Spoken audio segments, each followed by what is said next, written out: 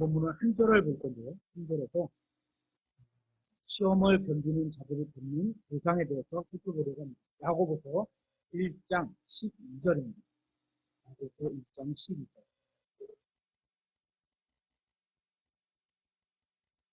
우리가 여러 번 살펴봐갖고 오늘은 간단하게 좀 짧은 시간에 살펴보겠습니다. 야고보서 1장 12절. 시험을 견디는 사람은 복이 있나니 이는 그가 단련을 받은 뒤에 주께서 자신을 사랑하는 자들에게 약속하신 생명의 왕관을 받을 것이기 때문이라 그 말씀을 드렸습니다. 우리가 지난 시간에 살펴본 것처럼 시험을 견디면 그 순간에 받는 복이 있습니다.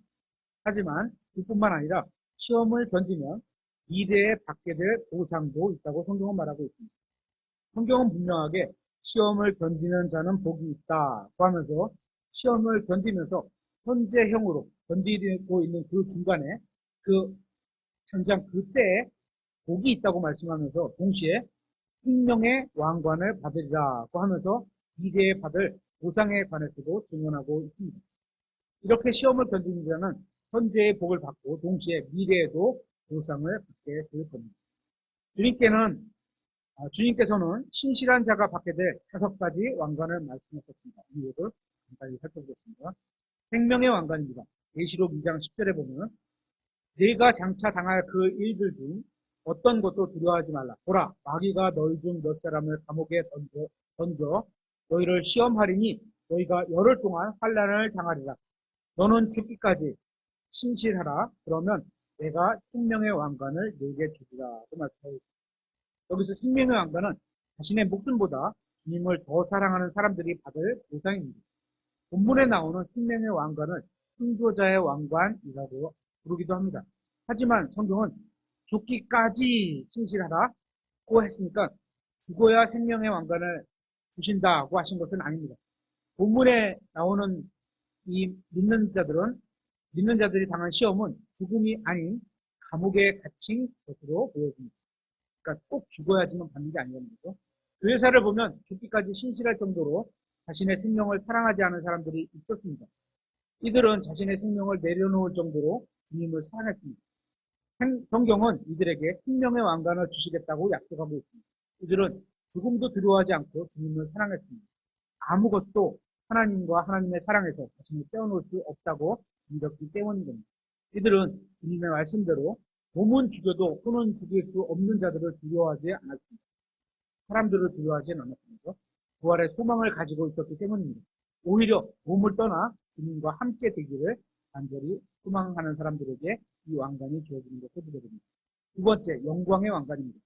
베드로전서 5장 1절에 보면 내가 너희 가운데 있는 장로들에게 권면하노니 나 역시 장로요 그리스도의 고난의 증인이요 또한 앞으로 나타날 영광에 참여할 자니라. 너희 가운데 있는 하나님의 양떼를 먹이고 감독하되 억지로 하지 말고 자진해서 하며 더러운 이익을 위해서 하지 말고 준비된 마음으로 하며 하나님의 상속 백성 위에 주인처럼 군림하지 말고 오히려 양떼에게 본이 되라. 그러면 목자장께서 나타나실 때 너희가 사라지지 아니하는 영광의 왕관을 받으리라고 말씀하고 있습니다. 본문에서는 그리스도의 몸에서 양떼를 먹이는 일을 하는 사람이 영광의 왕관을 받는다고 말하고 있습니다. 그래서 양떼를 먹인다는 게 꼭 목사만이 아니라 그랬죠. 지역장이 될 수도 있고 가정에서는 부모가 될 수도 있고. 목회자의 가장 큰 함정이 뭔지 아세요? 목회자의 가장 큰 함정. 바로 주님의 영광이 아닌 자신의 영광을 구하는 겁니다. 대무대에 나오는 그 어떤 교회 목사님이 나와서 가끔 하나님에 대해서 이렇게 약간 비꼬는 말투로 그런 표현을 쓰잖아요. 큰일 날 일이죠. 그게 이제 목회자들이 뭐죠? 그 애가 커지고 나면 그런 시험과 그런 함정에 걸리기가 쉽죠. 성경은 다른 사람을 위해 자신을 희생하며 하나님의 말씀으로 먹이는 사람은 영광을 왕관으로 받게 될 것이라고 증언하고 있습니다. 신실하게 말씀에 사역을 하면 이 세상에서는 아무런 영광을 얻지 못할 수도 있지만 그런 교회가 더 많죠. 작은 교회들이. 하지만 하늘에서는 영광의 왕관을 얻게 될 겁니다. 그러면 누가 생명의 왕관을 얻게 됩니까? 자신의 목숨보다 주님을 더 사랑하는 사람들이었습니다. 세상에 사는 생명보다 영원한 생명을 더 중요하게 여는 사람들이 생명의 왕관을 받게 됩니다. 영광의 왕관도 마찬가지입니다.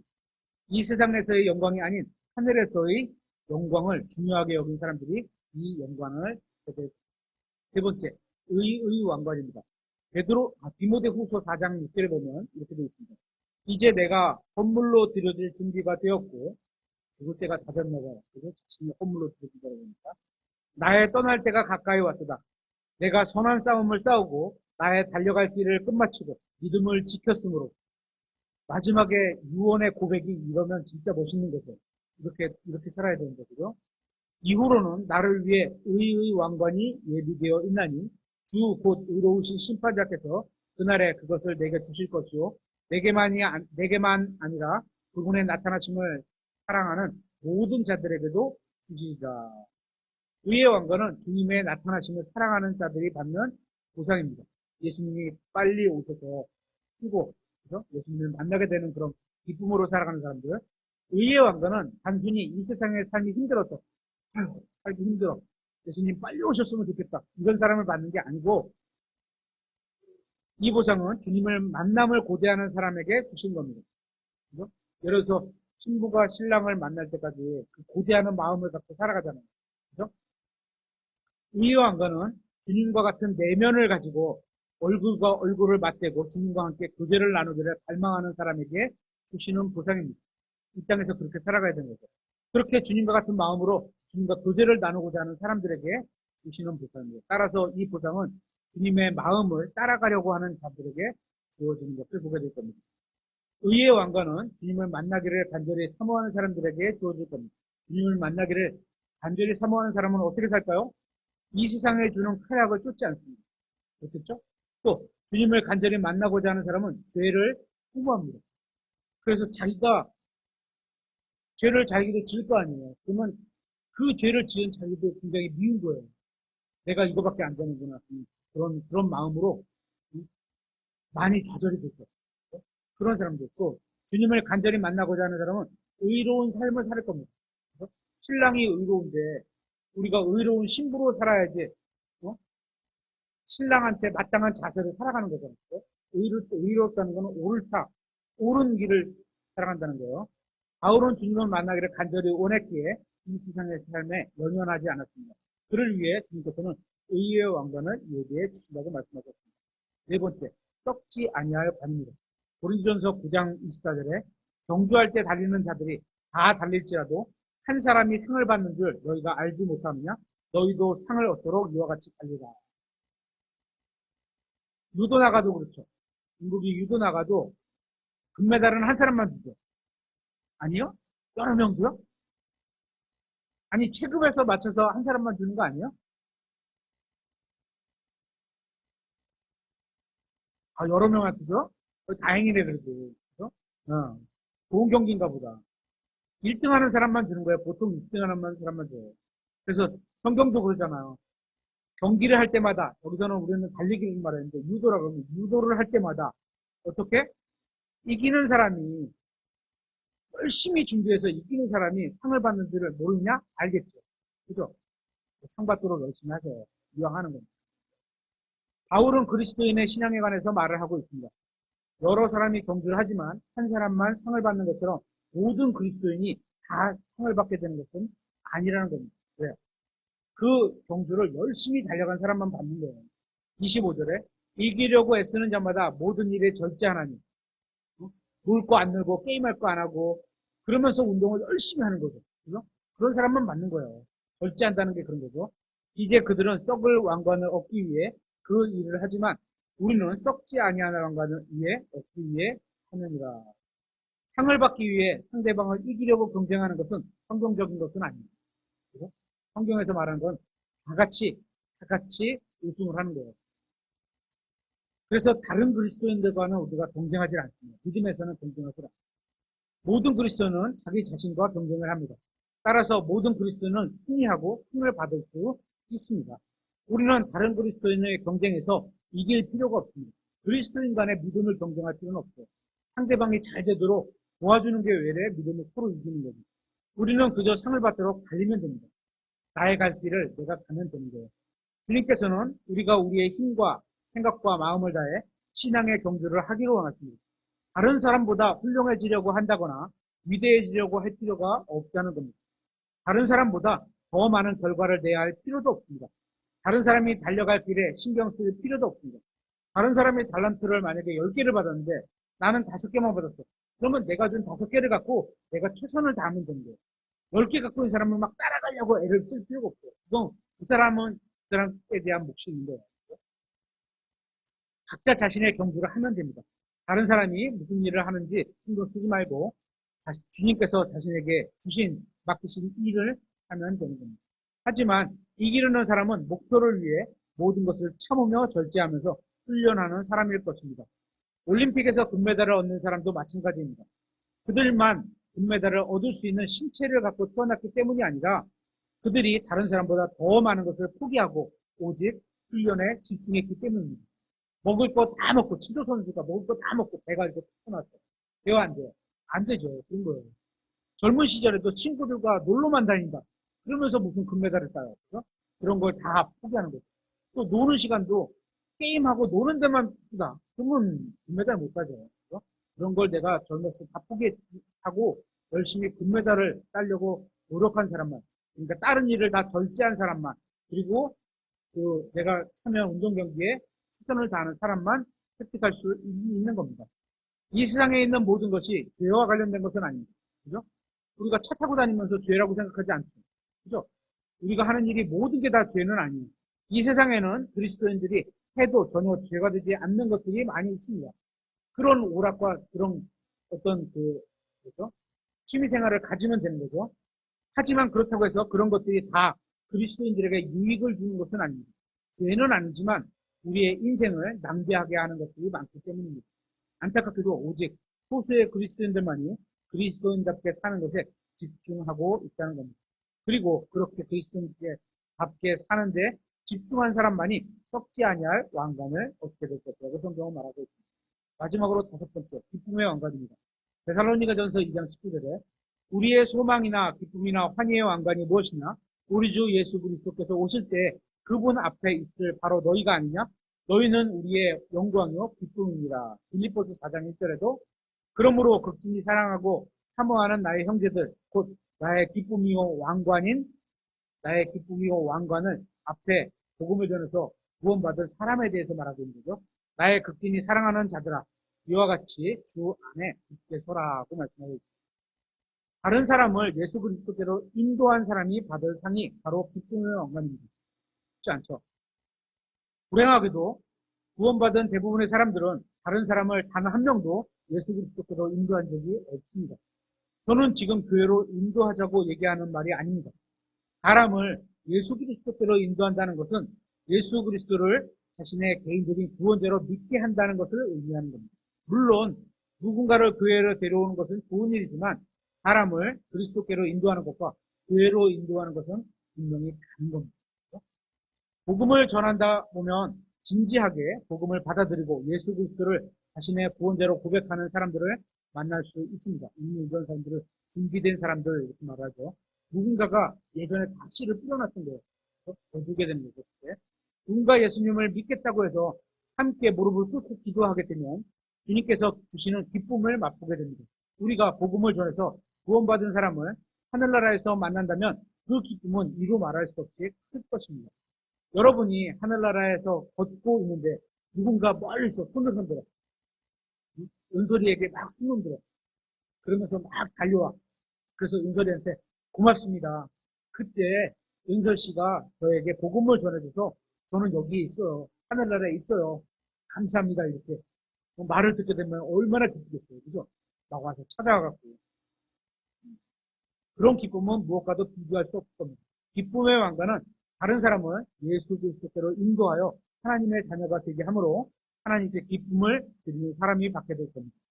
저는 우리에게 이런 아무런 보상이 없다 해도 주님을 위해 살아야 한다고 믿습니다. 우리를 죄에서 구원해 주신 것만으로도 주님은 영원히 우리의 찬양을 받으시기에 합당한 분이라고 믿습니다. 하지만 주님께서는 주님의 말씀대로 주님을 섬긴 사람들에게 보상을 주시겠다고 약속하셨습니다.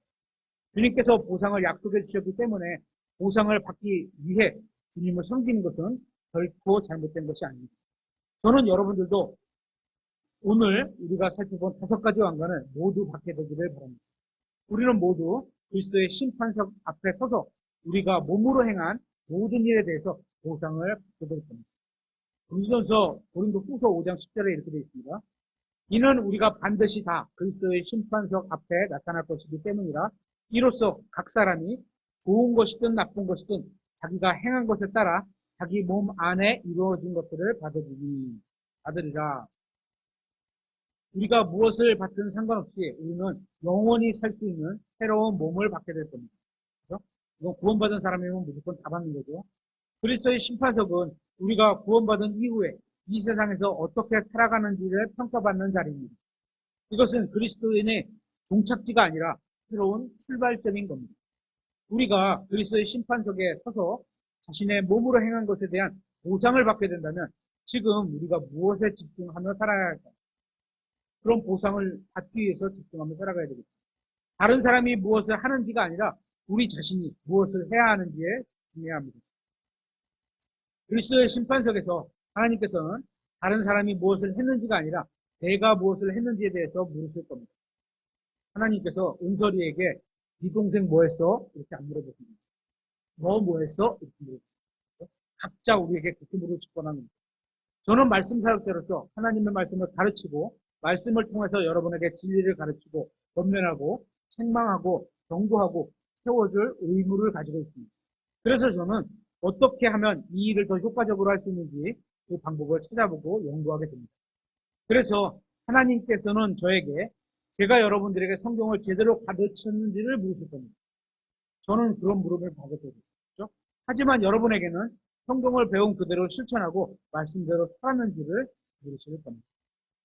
고린도전서 3장 10절에 내게 주어진 하나님의 은혜에 따라 내가 지혜로운 주 건축자로서 기초를 놓았고 다른 사람이 그 위에 세우되 저마다 어떻게 그 위에 세울지 주의할지니라. 아무도 이미 놓인 기초 위에 다른 기초를 놓을 수 없나니 이 기초는 예수 그리스도시니라. 그런데 어떤 사람이 이 기초 위에 금이나 은이나 보석이나 나무나 건초나 짚을 세우면 라고 말씀하고 있습니다. 이것은 그리스도의 심판석에 관한 말씀입니다. 성경에는 적어도 7가지 심판이 나오는데 대부분의 경우가 불과 관련이 있습니다. 그리스도의 심판석에서도 불이 나옵니다. 하지만 그리스도인들이 우리가 직접 불 속에 들어가는 것은 아닙니다. 거기서는 구원받은 사람들이 아니라 그 각 사람이 행한 일들이 불 속으로 들어가게 될 겁니다. 계속해서 13절에 각 사람의 일이 드러나리라. 그 날이 그것을 밝히 드러내리니 이는 그것이 불에 의해 드러나며 그 불이 각 사람의 일이 어떤 종류인지 그것을 시험할 것이기 때문이다. 불이 각 사람의 일이 어떤 종류인지, 그렇죠? 일에 대한 일이 불로 들어가는 거죠. 우리는 구원받은 이후에 우리의 몸으로 주님을 위해 행한 일에 대해 보상을 받을 겁니다. 우리가 주님의 그리스도의 심판석에서 예수님 앞에 서게 되면 주님께서는 제가 행한 일을 보여주실 겁니다. 그러면 그 일은 불을 통과하게 될 겁니다. 그죠? 근데 행한 일이 금이나 은이나 보석으로 나오면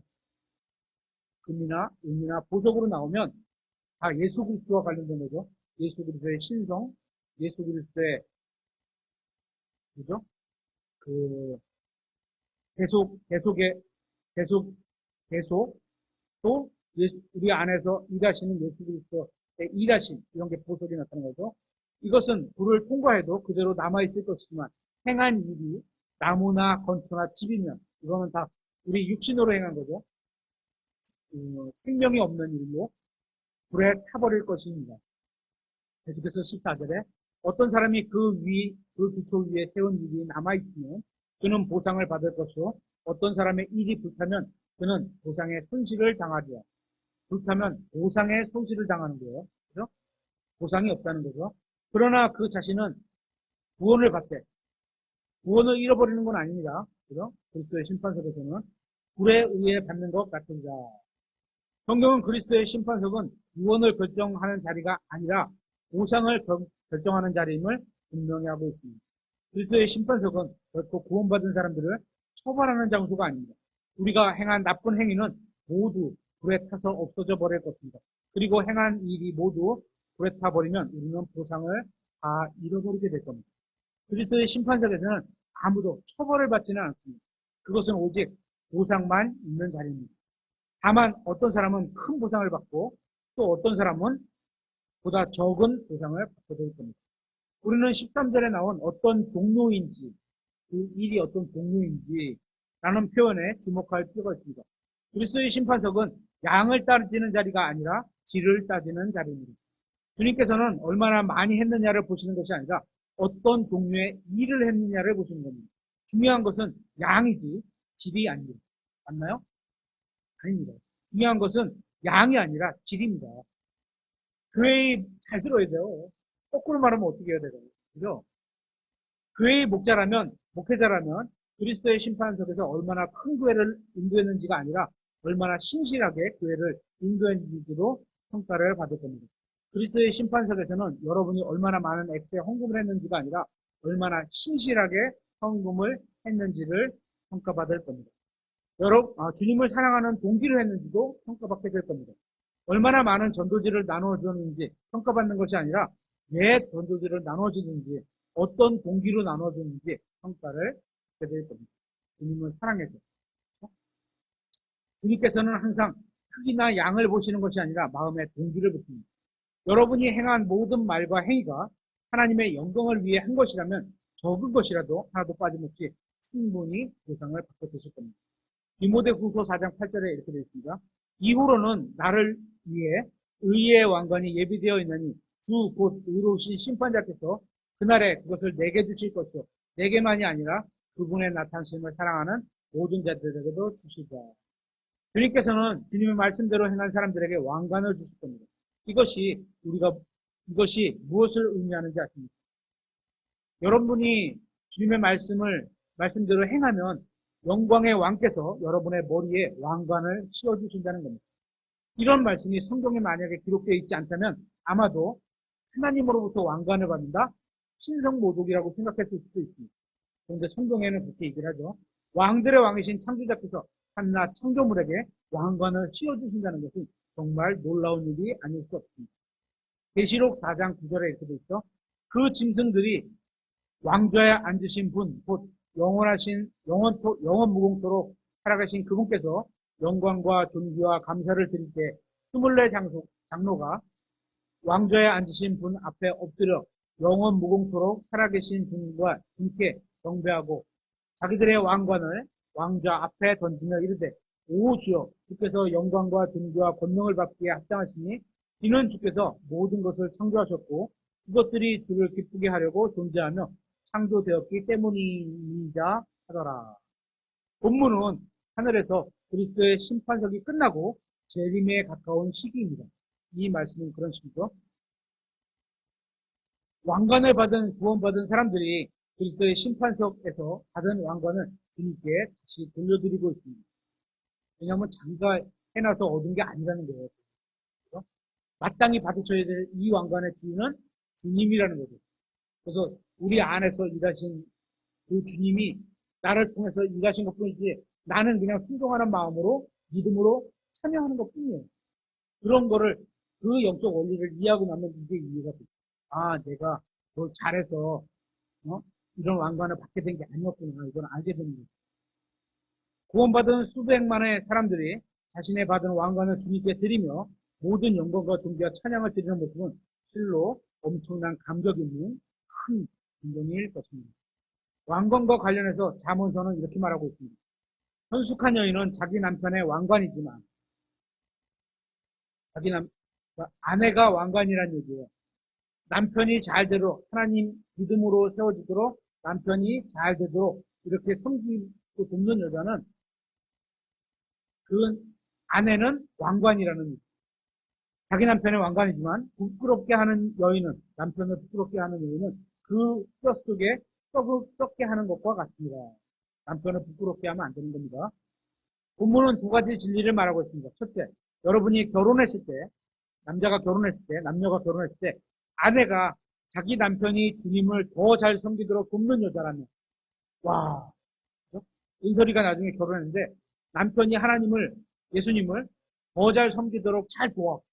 그러면 하나님께서는 은설이를 보시면서 왕관이구나 이렇게 보시면 됩니다. 그 아내는 남편에게 왕관이 됩니다. 둘째, 에베소서 5장에서는 교회가 예수 그리스도의 신부라고 말씀하십니다. 혼숙한 아내가 교회죠. 남편에게 그리스도죠. 왕관이 되는 것처럼 그리스도인들은 주님을 위해 수고한 행위로 인해 왕관을 받게 됩니다. 하지만 그리스도인들의 죄를 지으면 어떻게 돼요?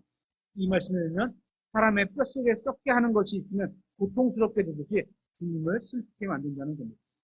누가복음 19장 12절에는 이렇게 되어 있습니다. 그러므로 그분께서 이르시되 어떤 귀인이 자기를 위해 왕관을 받은 뒤에 돌아오려고 먼 나라로 갈 때 자기 종 10명을 불러 그들에게 신문화를 건네주며 그들에게 이르기를 내가 올 때까지 관리하라 하였으나 그의 국민들은 그를 미워하였으므로 그가 간 뒤에 소식을 보내어 이르되 우리가 이 사람이 우리를 통치하는 것을 원하지 아니하나이다 하였더라. 그가 왕권을 받은 뒤에 돌아와 자기가 돈을 준 이 종들이 각각 장사해서 얼마나 벌었는지 알기 위해 이들을 부르라고 명령하니 이에 첫째 종이 와서 이르되 주여 주의 일문화로 십문화를 벌었나이다 하매 주인이 그에게 이르되 잘하였도다 선한 종아 네가 매우 작은 일에 신실하였으므로 12시를 권세를 12시를 다스릴 권세를 차지하라 하니라. 예수님께서 세상에 다시 오시면 왕국을 세우시고 예루살렘에서 통치하실 것입니다. 우리가 세상에서 주님을 위해 주님을 위해 일한 것은 모두 보상을 받을 것이고 그 보상은 천년왕국에서 도시를 통치하는 형태로 주어질 겁니다. 예를 들어서 은설이가 하나님을 위해서 신실하게 일했다면 그가 만약에 신문화를 벌었어. 그럼 10도시를 다스려라. 그러면 인천시 서구, 미추홀구, 또 이런 도시들이 있잖아요. 인천시, 이거 10개를 주는 거야. 네가 다스려라. 이렇게. 얼마나 멋있겠어. 18절에 그렇게서 또 둘째 종이 와서 이르되 주여 주의 종 1문화로 5문화를 벌었나이다 하며 주인이 그에게도 마찬가지로 이르되 너도 5도시를 다스리라 합니다. 에게게 5개밖에 못해서 이렇게 안 하신다는 거죠. 각자에게 주신 달란트가 있기 때문에 자기가 맡겨진 일을 최선을 다하면 칭찬받는 거예요. 20절부터 27절에 또 다른 사람이 와서 이르되 주여 보소서 주의 일문화가 여기 있나이다. 내가 그것을 수건에 싸서 보관해 두었나이다. 땅속에 묻었나 봐요. 그렇죠? 주께서 엄한 사람이라 내가 주를 두려워하였나니 주께서 맡기지 아니하신 것을 가져가시고 뿌리지 않은 것을 거두시나이다 하며 주인에 대해서 정보를 잘못 알고 있는 거예요. 주인이 그에게 이르되 너 사악한 종아 내 입에서 나오는 말로 내가 너를 심판하리니 너는 내가 맡기지 않은 것을 가져가고 뿌리지 않은 것을 거두는 엄한 사람인 줄로 알았도다. 잘못 알았던 거죠. 그러면 네가 어찌하여 내 돈을 은행에 넣어두지 아니하였느냐? 돈을 은행에다 보관해서 이자라도 받는 건 성경적인 거예요. 그렇죠? 그래서 예수님 말씀하셨잖아요. 그렇다면 내가 올 때 이자와 함께 내 것을 요구하였으리라 하고 곁에 서 있는 자들에게 이르되 그에게서 1문화를 빼앗아 10문화 가진 자에게 주라 하매 그들이 주인에게 이르되 주여 그에게는 10문화가 있나이다 하더라. 내가 너희에게 이르노니 있는 자마다 받을 것이요 없는 자는 자기에게 있는 것도 빼앗기리라. 영적인 원리가 그렇죠. 믿음으로 살아서 말씀을 하나 믿잖아요. 그러면 또 다른 말씀을 주고 또 믿음으로 살고 또 말씀 주면 또 믿음으로 살고. 그러니까 믿음이 점점 많아져 가는 거예요. 근데 하나의 말씀을 안 믿었어요. 그러면 또 다른 걸 주셔도 안 믿고 점점. 영적인 원리가 그렇게 되더라고요. 27절. 그러나 내가 자기들을 통치할 것을 원하지 아니한 저 내 원수들은 이리 끌어다가 내 앞에서 죽이라 하시니라. 주님께서 주신 것을 주님을 위해 사용해서 무언가 가치 있는 것을 남긴다면 주님께 분명히 보상을 받게 됩니다. 저는 그리스도의 심판석에서 아무것도 받지 못한 사람이 되고 싶지 않습니다. 저는 주님께서 저에게 주신 것들을 주님을 위해 사용해서 주님께서 다시 오실 때 상을 받기를 원합니다. 여러분도 반드시 그렇게 되기를 간절히